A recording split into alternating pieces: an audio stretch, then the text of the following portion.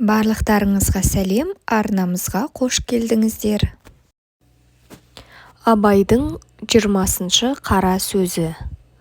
Тағдырдың жарлығын білесіздер, өзгерілмейді. Пендеде бір іс бар, жалығу деген. Ол тағдырда адаммен бірге жаратылған нәрсе, оны адам өзі тапқан емес.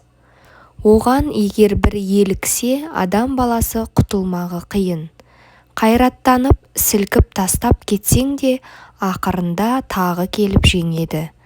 Ақылы түгел, ойлы адамның баласы байқаса, осы адам баласының жалықпайтұғын нәрсесі бар ма екен?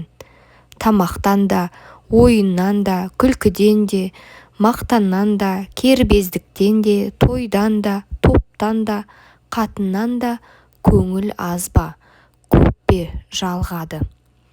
Оның үшін бәрінің ғайыбын көреді, баянсызын біледі. Көңілі бұрынғыдан да суый бастайды. Дүние бір қалыпты тұрмайды.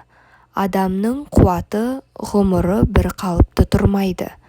Әрбір мақлұққа Құдай тағала бір қалыпты тұрмақты берген жоқ. Енді көңіл қайдан бір қалыпты тұра алады? Бірақ осы жалығу деген, әрнені көрем деген, көп көрген, дәмін, бағасын, бәрінің де баянсызын біліп жеткен ойлы адамнан шығады.